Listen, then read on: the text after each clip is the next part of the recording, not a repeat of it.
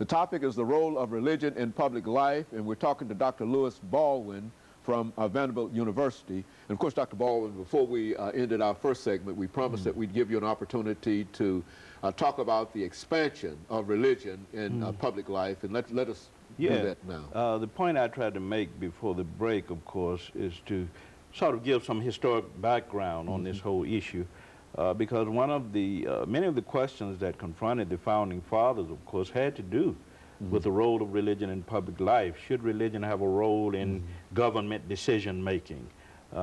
Should morality have a role in democratic lawmaking?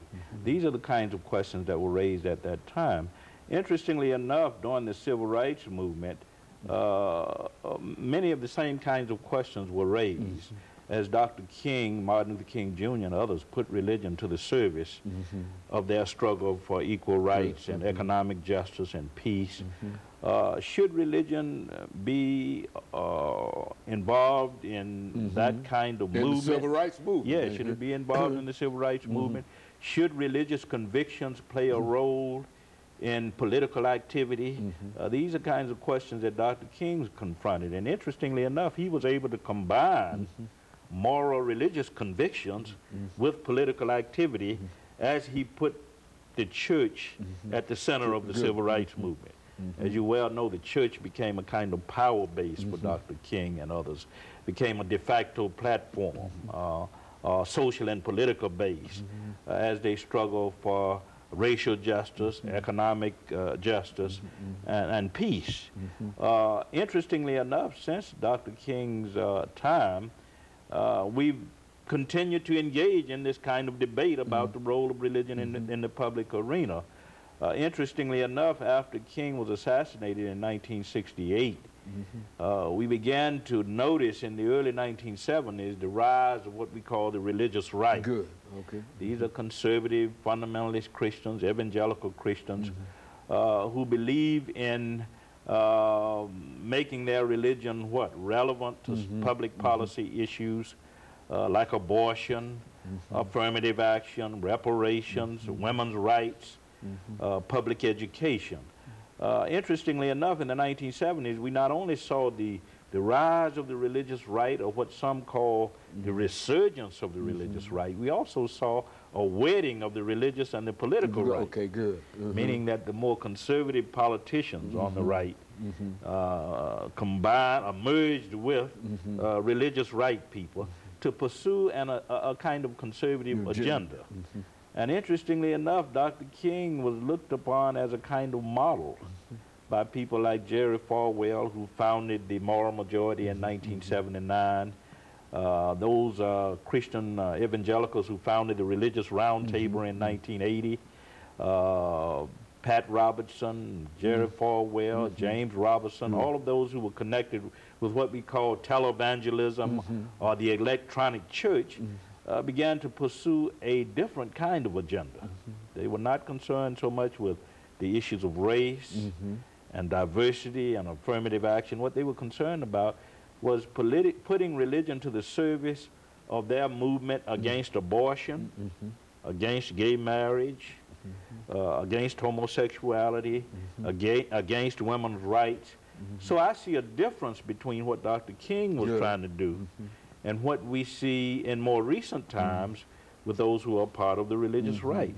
Dr. King used religion to empower people, to extend the rights of people, civil rights, basic constitutional rights, the right to vote, the right to hold public office. But what we've seen since Dr. King's death with the religious right, who also employ religion in their public debates and in their efforts to speak Dr. King's name. Yes, yes, who use Dr. King as a model. In fact, Jerry Falwell has often said that we need to resort to the kind of tactics, civil disobedience tactics that Dr. King employed in order to make our point about abortion and pornography and affirmative action and women's rights and gay rights and those kinds of issues. But what I see, what I've seen since Dr. King's death, of course, is what I call the public perversion of religion. That is, religion is used to disempower people as opposed to empowering them as Dr. King did. And by the word disempowering for me means, of course, that they are using religion to limit the rights of people, to challenge the civil liberties of people. For an example, if we can put our religion to the service of the anti-abortion movement, it means that women won't have the right to make decisions about, you know, abortion, about their own life as they do. Yes, that women won't have the final decisions about what role they should play in public life, in the church, in ministry. That's disempowerment. Exactly. And I think Dr. King was concerned about employing religion as a way of empowering people. And what we see today, I think, on a large scale, is that religion is being used to disempower people. You know, one of the things I think you mentioned earlier, you talked about what you call the mega church. What is this organization? Well, the mega church phenomenon has developed over the last half century. Certainly, when we speak of the mega church, we're talking about those churches, some scholars would say, that consist of 5,000 or more members. We know about Eddie Long's church in Georgia. We know about Paul Morton's church. We know about Creflo Dollar. We know about T.D. Jakes. These are known as mega church pastors and also televangelists. These churches, interestingly enough, are a new and emerging phenomenon in black religious life. And they have not only the numbers, 10, 15, 20,000 members, they also have the personnel, they have the resources, they have the connections, and they are run pretty much like corporations that hew to a strict biblical line. And interestingly enough, the question being raised today by many of us who are church historians or theologians is, what role will the mega church phenomenon, what role will the mega churches play in addressing public policy matters and in public life generally?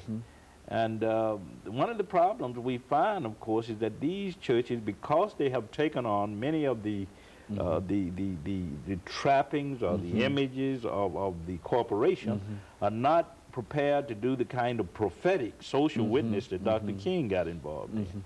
And I think that's one difference between Dr. King and his use of religion in public life and what we are seeing with mega churches today. Very good. And of course, Dr. Baldwin, let me interrupt here for this second commercial break, after which we'll come back and we'll have you to elaborate upon the distinctions that you find between these large churches and traditional religion. And of course, we'll be back with our audience following this very, very short commercial break. The topic is the role of